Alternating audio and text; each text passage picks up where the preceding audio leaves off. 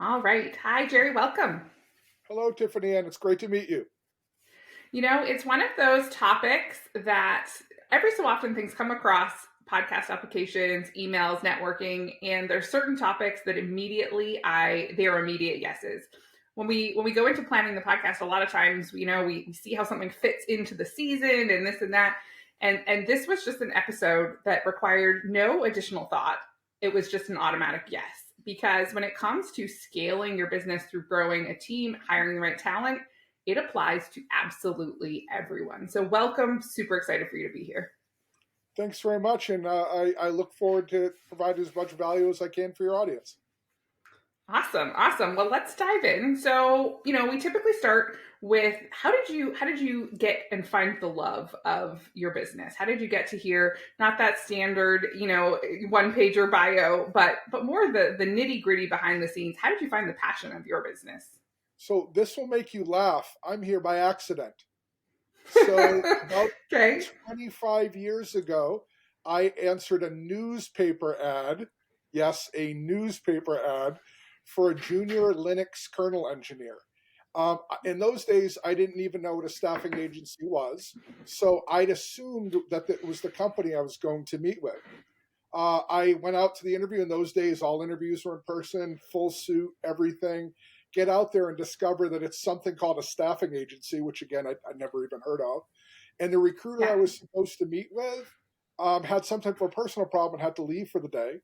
The manager felt badly that I'd driven an hour and a half to go see them and interviewed me herself. 15 minutes in, she said, Mr. Gadoury, you're not a match for the role. You don't have enough experience, but have you ever considered a career in technical recruiting? Now, I had a family to feed, and I said yes. I had no interest whatsoever. My whole master plan was to become a recruiter, find the next tech job, and take it. 25 years Right. later, here I am. Amazing. Amazing. I love see, and that's why we start with that because it always is it's the most amazing stories that lead to the most unexpected places when it comes to some things like this. And it's interesting. I have worked with a few recruiting firms over the years and varied on both sides for hiring, been interviewed, been, recruited or whatever. And different experiences for each, definitely lots of different ends of the spectrum. So you took this job, you fell in love. Was it immediate, like you knew right away that this was what you wanted to do, or you kind of kept going and then it snuck up on you that you wanted to stay? So that's a great question. I wouldn't say it was immediate. This is going to be ironic given my background in my book and the work that I do, but I love the business side of the equation more than the recruiting side. So it wasn't until I became a salesperson and then a branch manager and then a regional manager that I really fell in love. And Right. then fast forwarding when I started my consulting company about a decade ago, getting to work with small owners and help them to grow, that really lit me on fire. It was at that point that, Mhm. gosh, I could win the lottery tomorrow. I don't think I would stop doing what I'm doing. And that's when it's truly a fit, when you absolutely love what you do, when you would keep doing it even if money was no object. So recruiting is a huge piece and so important to businesses of every size. But I think almost more important when it's a smaller business.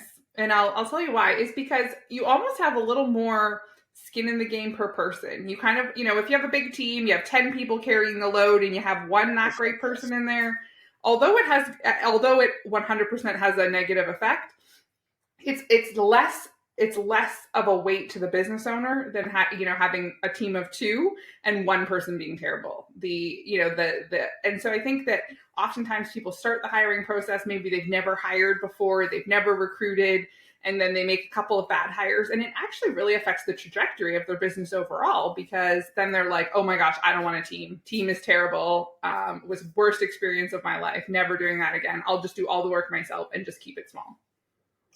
Yeah, I will take it one step further and say I've seen startups and work with startups with the wrong hire ended their startup. So Yes. so it's 100% right. If you've got 100 people and one is bad, 1/100th of your team is bad. If you've got 3 people and one is bad, 1/3 of your team is bad. So Yes. 100%. And then on top of that, in the smaller firms, you develop a much stronger personal relationship with each person. Yes. So it feels, it's not accurate, but it doesn't change the fact that it feels more like a personal betrayal. And it leaves some Right. pretty hard scars to get past. I couldn't agree with you more. Yeah, we on our agency side were working with someone. They were actually a recommendation of a previous long-term client of mine, and they had someone who'd been with them for 15 years, left very unexpectedly, like one day notice, had to go, done. And 15 years is a long, and that person was very pivotal role. They knew they had access to everything. And one of the things that came of that, we actually did an earlier podcast episode on it, was like they didn't have access to anything because that person had access to everything. So, again, small team, person well trusted, been around forever, and but almost too much so in the fact that the business owner had really lost the driver's seat, and it became more than just good delegation and management. That person was just kind of doing their own thing, and it was a real issue when they left. Absolutely, yes. And that keys on an important part. So in my book, one of the things I talk about when it comes to employee retention, and this is skipping ahead to your second story about the 15-year employee, is that every single person that works for you is looking for three things. They're looking to feel heard, not necessarily that you do the things they ask every time, but that you're hearing them. You understand their Mm-hmm. concerns and their things they're excited about. The second thing that they're looking for is for growth, both their skill set and within your company beyond their current role. And the third thing that they're looking for is to feel aligned with your mission. Do I get fulfillment from working with you? If at any point any of those three things is no, you have at best a flight risk. If they're sufficiently no, you could have an enemy. So it's Mm-hmm. important to keep that in mind. It's not complex to do, but it is something that needs to be done. You need to have frequent touch points to make sure those three things are in alignment. You need to make sure that you're listening. And you need to make sure that, again, that those three things are there. If they're not, and sometimes people just outgrow an organization, it's important to remember this isn't a personal attack. This person simply no longer is fulfilled by your organization, and frankly you should be happy to see them go.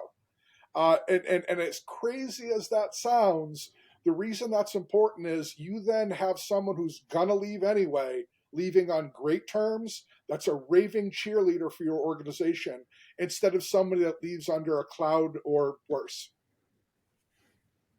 Exactly. Yeah, it's interesting because I think oftentimes people hold on to people they know have outgrown. Could go either way. I often talk about like a long-term business relationship is really kind of like a marriage. People get together when they're very young, and I mean you can look at the divorce rates and know that people grow together or they grow the same or they just don't. And so, but a business is much the same. And so if you have mentored someone and taught them and this and that, ultimately, if your business doesn't keep growing at the rate that that person is growing, sometimes they outgrow you and then they're looking for more opportunity than you can offer. Or, I think unfortunately, there's also a big group of people where the business in high growth, super successful organizations, where sometimes, especially people who got in at a startup phase, they often just kind of find themselves a little bit lost in the sea of people and they don't feel the same connection, especially if it's growing really quickly, and then they end up leaving. 100% agree.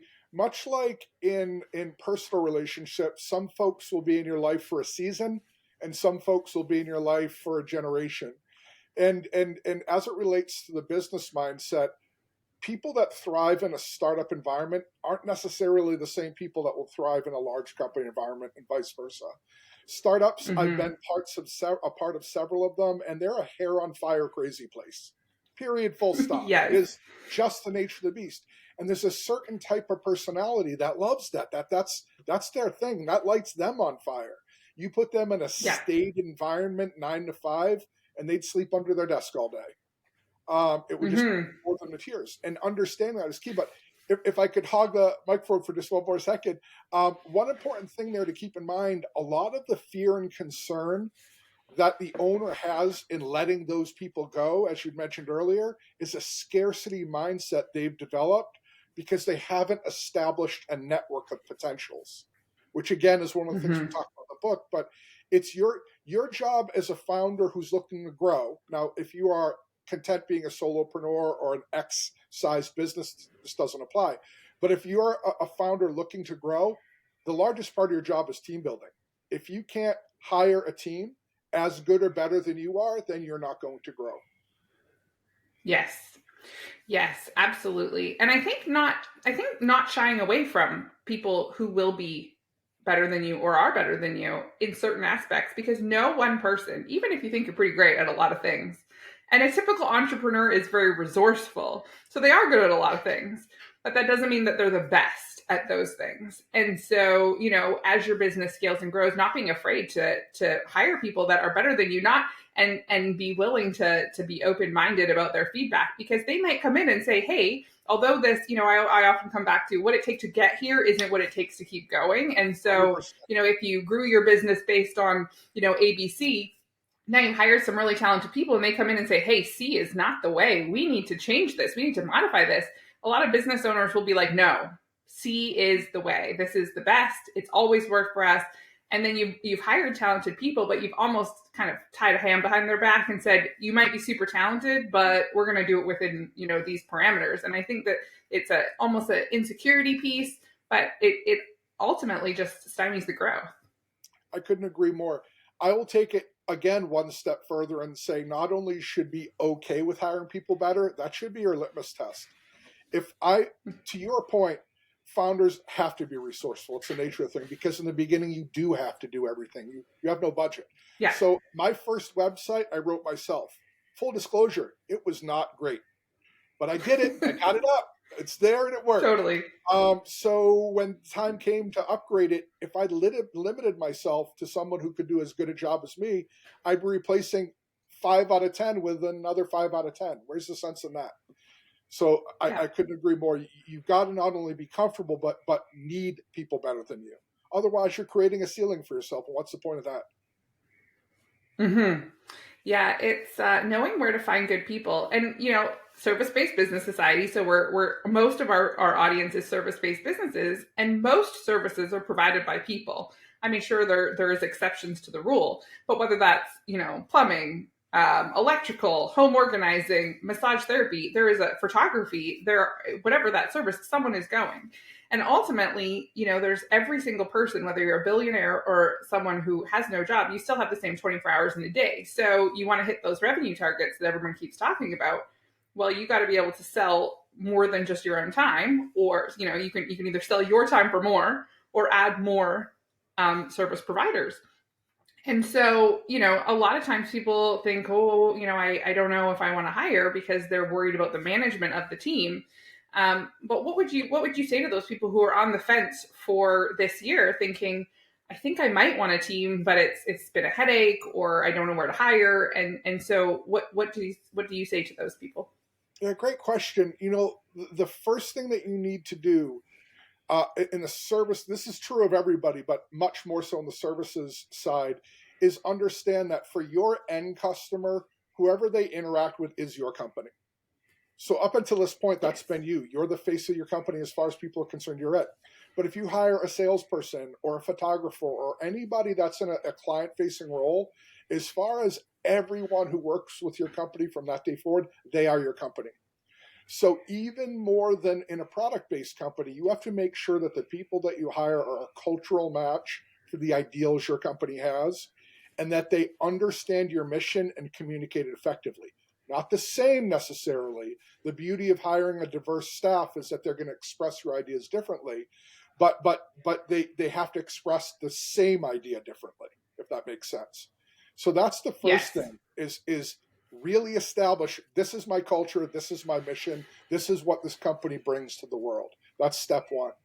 Step two, identify, regardless of the skill that you're hiring for, the type of candidate that thrives in that environment. So going back to our earlier example of a startup, if you know darn well that you're a hair on fire, crazy place to work, don't hide that. Don't try to con the local librarian who's used to working 8 to 4 every day that this is the same type of job, because 2 months in they're gonna leave, because it's not. Yeah. So identify what your culture, your work environment, your mission are really like, and then find a candidate that matches that. Once you've got that, start working your professional network, and we'll talk about that later. But those are the things you have to do prior to going forward. When you do that, managing those people will be easier because your mission and values align. Right. That's really for me always been the big test. So when we say mission and we say vision, I think so many people come back to, a lot of big corporations have them posted on the website. It's the mission statement that these are our core values.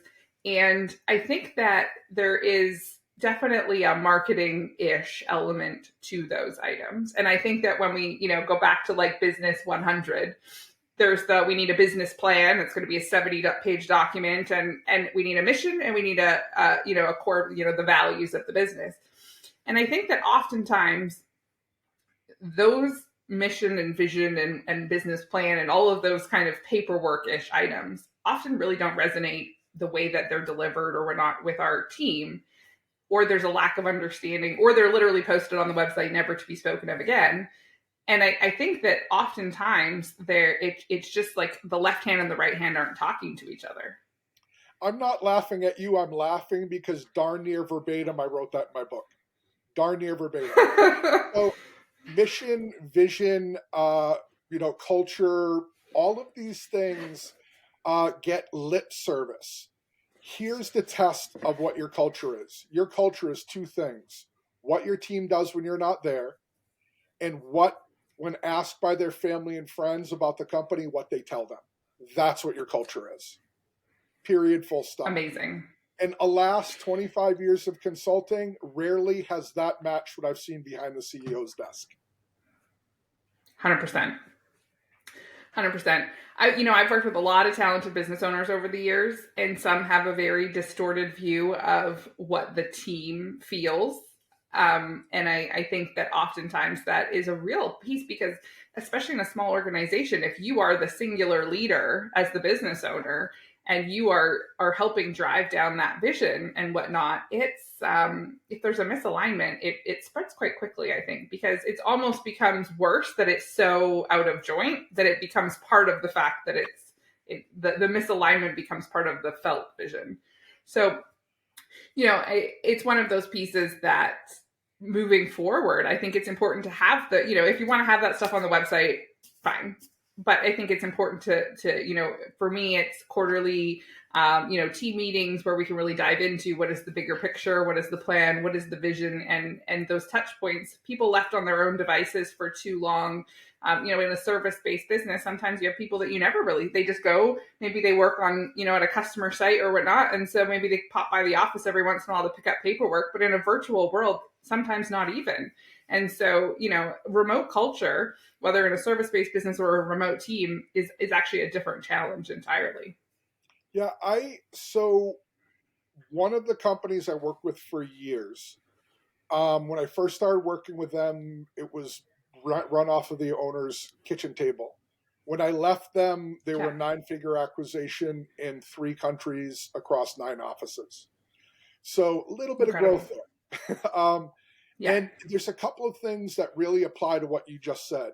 The first is the owner's personality is the personality of a small company. Whatever that person's personality, whatever their nature is, will become the personality of the organization. So as an owner, you need to be self-aware enough to know that that's true. I'm not suggesting you should be unprofessional. Don't misunderstand what I'm about to say. But you need to be true with yourself and realize that I am the way I am, and hiding that, it's going to come out. It's like dating. Your first couple of dates, everybody's on point. 6 months later, you don't match socks. So you've got to be mindful of that. The second part that's key, and I include myself in this, I might add, I've yet to meet a business owner or founder who has an objective view of their company.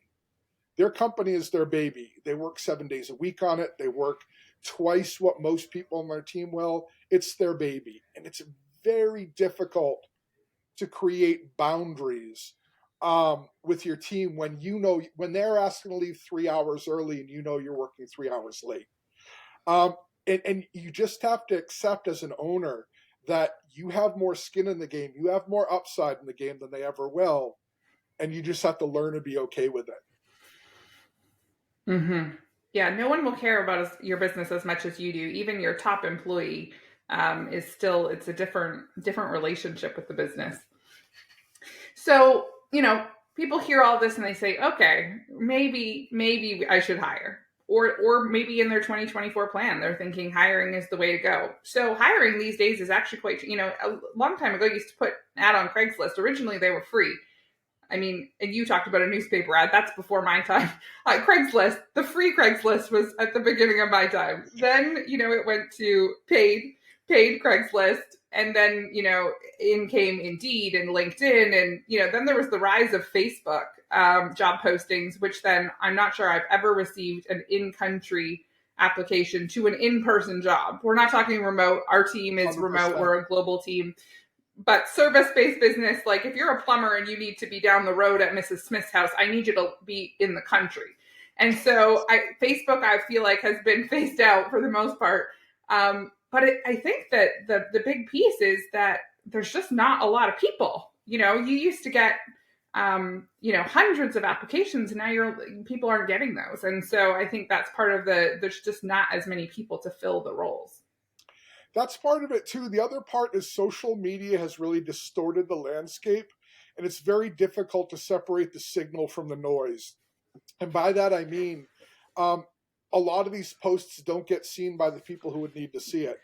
And then the inverse, like you said, I posted a software development role, and in less than 24 hours, I had nearly 900 replies, of which 3 of them were in country. And in the area, and this was an in-person role. It had to be in person for a lot of reasons. It's just crazy. So what I'm about to say isn't universally true. So this is to your earlier example of knowing you have a hiring plan for the year. So one of the most important things you can do as a business owner at the beginning of your year, towards the end of the prior year, is to lay out your plans for the next year. And it's a bit of an if-then diagram in that you say, if I hit my sales goals, I will need to do X. If I exceed my sales goals, I'll need to do Y. If I don't hit my sales goals, I'll need to do Z. And from those plans, you want to create at least a framework around what that means from a personnel perspective. So maybe for your photography example of earlier, it means you need to hire another photographer 5 or 6 months into the year. If that's the case, then you want to start the work to do that at about 3 months out. You want to work your personal network, number one. And when you're working your personal network, not just people to come work for you directly, but people they know that they can refer. So if you were a photographer, Tiffany, and I might talk to you about it, you say, gosh, I'm really busy, I'm interested right now. So, thanks for listening. Let me ask, who are the top 3 photographers you would recommend? So you want to take that second layer of referrals. The third thing you want to do is ask all of these photographers, where do you congregate? What LinkedIn groups do you belong to? What local groups do you belong to if it's a local only job? What associations are you a part of? And you want to start creating a presence in those spaces. So using your local plumber example, maybe there's a local plumbing union. Maybe there's a local association that plumbers do a lot of work. Maybe there's I'm not a plumber, so I hope these examples are good. Maybe there's a local hardware store where most of the plumbers get their gear that has a physical board that you can post your job. Places like that you can utilize if you have the foresight to proactively recruit. Now, if somebody leaves suddenly, obviously that's unavailable. But if you do that right away and you establish that presence, you're that much more insulated and protected if that does happen. Right. Yeah, it's, the trades here in Canada are very, they kind of go in these cycles. And I know here, like for your plumbing example, there are, you could page after page after page of plumbing ads online. You go into the suppliers and the recruitment boards are covered in flyers. People be sneaking them under the windshield out in the vans parked out front. I mean, it's and ultimately it comes down to, and I come from, my corporate histories and technical trades. So I'm well versed in the plumbing hiring challenges. And ultimately it's, those who are unemployed, there's almost this kind of stigma of, well, why are you unemployed? There must be a problem if you're unemployed. And so ultimately, to bring someone on, even if you can lure them over, by the time they give notice, by the time you connect with them, convince them this is a good idea, then negotiate with them, then they give notice, now you bring them in. By the time you start, now have gone through training to start the actual work process, I mean, you're 6 weeks at least out from that person starting. And so if you have not had some, forethought to get organized, and you're doing this at the last minute, I mean, you will go without. And ultimately, I mean, you'll have less plumber hours available to sell, and therefore your sales will go down. There's just, customers will wait. 100% agree. And, and that's one of the harder things for newer entrepreneurs and startup founders to understand, is that proactive nature. We can lament the state of the market all day, every day, and every founder, including myself, does. But it doesn't change the marketplace.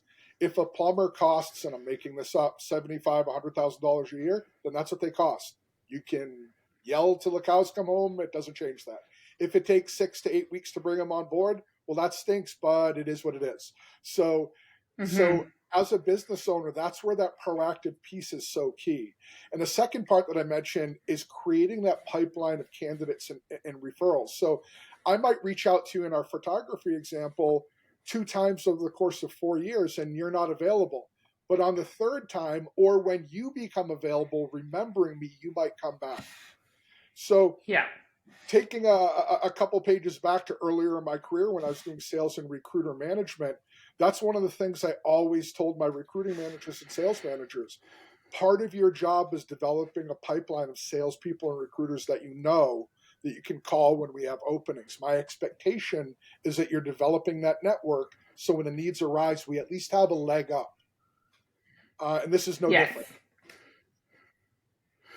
For sure. And so as a business owner who already feels so, pulled in 100 different directions, we kind of talked about at the beginning, you're so resourceful, you're wearing so many hats. How does that fit in with, you're networking to meet clients, you're networking to meet potential people, you're, planning marketing and, sitting down to even plan out the budget. Plus you're probably still doing something in the business versus, we talk about in the business versus on the business. And so how much time, if someone's thinking, oh my goodness, I'm just too overwhelmed. See, I knew I shouldn't have hired. How can someone fit it in around, set some, tangible plans? I often say, hey, let's for sure set aside, 3 hours a month to go through the financial statements once they're ready. And, so just put it on your calendar and keep it going. Make sure that you got that afternoon. Maybe it's a day of social media planning. What should someone be setting aside? Obviously there's fluctuations, but what is a good, rule of thumb for someone to be thinking about, hey, I need to be putting this on my calendar so it's not just forgotten about? 100%. So the first big effort is your annual planning. That's when you're making those proactive 3-tiered hiring plans I described a moment ago. You want to revisit those briefly monthly. I recommend when I'm mentoring business owners that you look over all of your numbers at least once a month in detail, and hiring plans are one of them. So you make sure that everything still seems to be aligning, or if it's not, you make adjustments. When you get 3 months out from that potential hire, that's when you start to become active. So you start asking referrals, you start creating a presence in the places those candidates are likely to be. So I would say in the early stages, it's probably an hour or 2 at most a month. When you get closer, though, now keeping in mind, in your example with Canadian plumbers, if it's 6 weeks after you hire, you need to start being active at least 8 weeks out, probably 10 or 12. So when you get there, you know that you need to start posting and things like that. Now, I don't generally advocate multitasking because it's typically just a way to do more than one thing poorly. An example where that's not the case, though, is when it comes to sales and recruiting. Many of your sales and recruiting efforts can be put together. So, for example, if there are conferences that you go to for your business, very often there will be sales and recruiting examples. I'll use one of my own personal ones. A big part of my business is cybersecurity. Okay, all of the big cybersecurity conferences have vendor sections. They also have what's called CEU sections. In order to maintain your your credentials and your certifications in cybersecurity, you have to get continuing education units. So all these big conferences have CU sections. Well, guess who goes to those? Cybersecurity engineers. So if you're there to sell and to recruit, both of your targets are there. So that's an example of how you can actually multitask in an effective way. Yeah, very interesting that you say that. I actually, so a huge part of our agency work is bookkeeping. I would say about 70% at this point. And we're a QuickBooks partner, and I was at the QuickBooks event, same thing, continuing education credits, and I'm sitting there waiting. They were running a bit behind, and sitting there kind of chatting with the people around, fellow bookkeepers and whatnot, and there were a group of us that were just, there were some that were just stressing so much about having taken the day away from the office to go and be at the event. And I was chatting away, and they said, "Oh, aren't you just so stressed? And like the work's piling up, and here we are learning things we already know in order to make these credits and this and that." And I said, "Actually, my team is working. I'm good. I don't actually do any of the bookkeeping myself. I do a lot of the review and the strategy and whatnot, but I don't do the bookkeeping." And a couple of ladies were like, "Hang on, how long have you been in business?" And I said, "Oh, we were kind of just at the 2-year mark at that time." And they were like, "And you have a team?" And I said, "Absolutely." And they were, the one lady's like, "I've been in business for 23 years and I have never had an employee and I like to do everything myself." And I thought, well, you've been stressing for 23 years because that was that piece. And so just a different mindset, I mean, the work stressed her out less than the thought of a team. But it's just a very different organizational structure. And I think that's when it comes down to that planning. What is the objective? What do you even want your business to be? My favorite business book of all time is still Seven Habits of Highly Effective People by Stephen Covey. It is not an exciting read, full disclosure. But one of the things that really clicked with me was beginning with the end in mind. And you just hit it on the head. That person that you're interacting with, if their sole goal is to be a self-employed solopreneur, more power to them. That's great. Just stay in that lane, Yeah, and you're great. But if they ever do decide they want to be more than that, then it's a matter of accepting those changes. Mm-hmm. Yeah, I think it was my second year university. We had to do a full business plan, lay out exactly how we wanted it to be, that traditional 70-page business plan with all of the, the bells and whistles. And everyone had to present. The presentations went on for like what felt like days and whatnot. And I remember distinctly this one person who gets up there and she presents, and the professor says, "So how much will you make, this year?" And she said, "Oh, $100,000. And how much will you make the following year? $100,000. And how much will you?" He goes, "Okay, so you're just the plan is to make $100,000 indefinitely." And she says, "Well, that's what I need to take home to pay my bills." And he says, "Well, so the whole purpose of your business is just to make the $100,000 so that you can basically be employed by your business, but not answer to anyone." And she says, "Absolutely." And he was like, "Oh, okay." I mean, I guess you hit it. Just different objectives, right? Interesting. I've got a very good friend. So he was actually the person that taught me direct hire recruiting 25 years ago. He owns a one-person permanent staffing firm that focuses on technology field service people in the northeastern United States. That's all that he does. He has a house up here in Massachusetts where I live and a house on the coast in South Carolina. He splits his time between here and the beach and works from both. He knows that when he's done, when he's tired of working, he's basically turning out the lights. His company has no resale value. It'll just end. But he's living a great life. He's extremely happy. He's making, frankly, significant income. He's doing very, very well. More power to him. Solopreneurs are awesome. But it's a different world. He has no resale value. He will not sell. He'll just turn off. Right. Just a matter of what you're looking to do. And I think that, I say it over and, in so many different podcast episodes, but it really comes back to what is your objective and not being distracted by, if you want to be that person. I mean, how many people along the way have told him, "Oh, you could do this, you could hire that, you could change this, you could grow this." And if he, of course you have. Yes, because so many people really, they're like, "Well, but you could do that." And so it's really being committed to your vision, at least for a certain length of time, and not kind of getting down the path of I'm going this way, and then someone saying, well, but you could do this and you could do that, and really just 100%. keeping your eyes on your prize, whatever that is. 100%. And by the way, I say that in jest. He's very happy and he's killing it. He shouldn't change anything. Not in jest, because I really have told him that. But yeah, he's a great guy and his business is amazing and his clients are happy, and there's no reason to change any of that. But it really and ultimately, you need to know what you want to be when you grow up.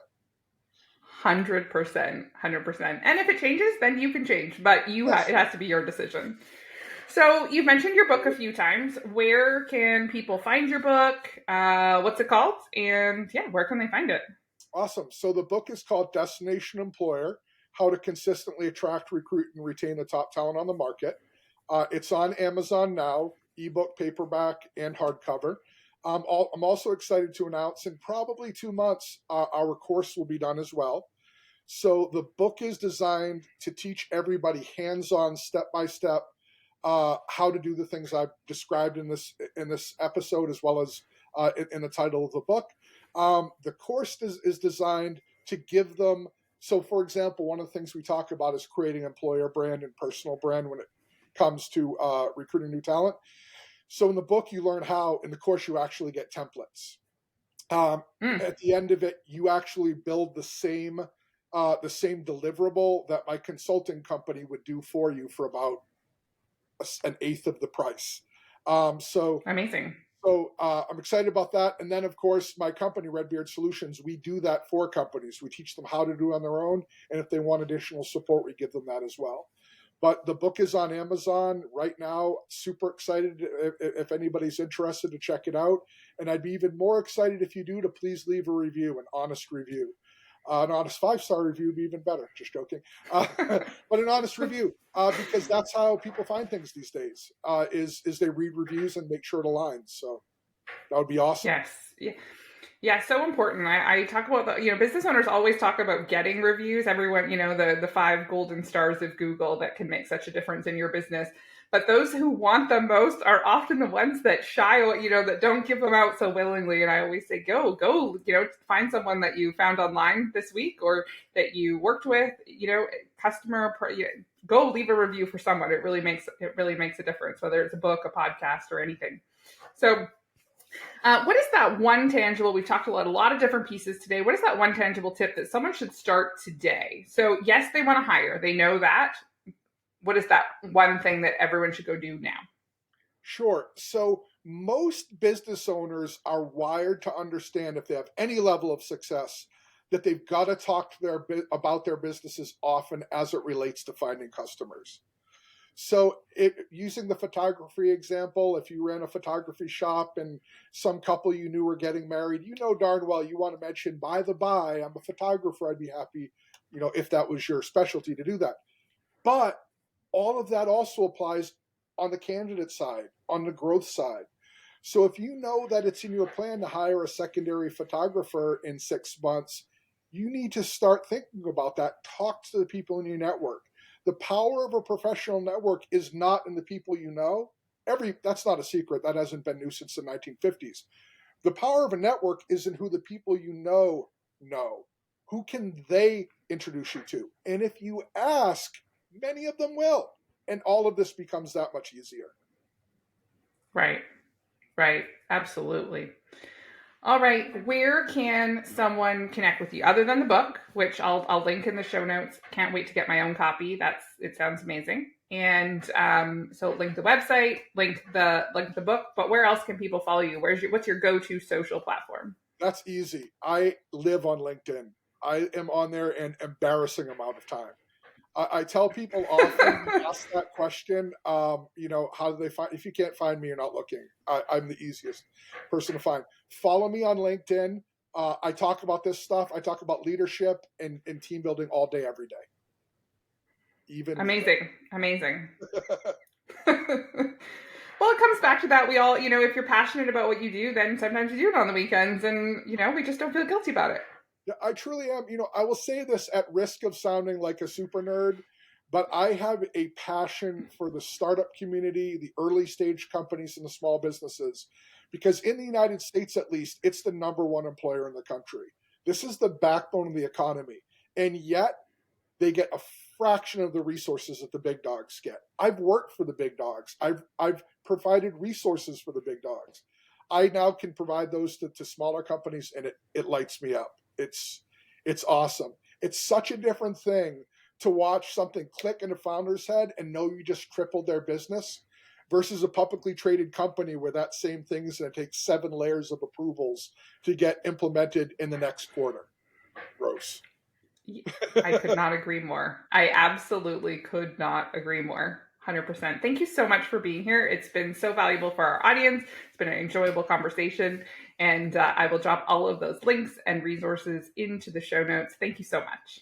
You are welcome, and I deeply appreciate you having me on the show. It was great. If I can do anything to help you or your audience, never hesitate to reach out. Awesome. Thank you. You're welcome.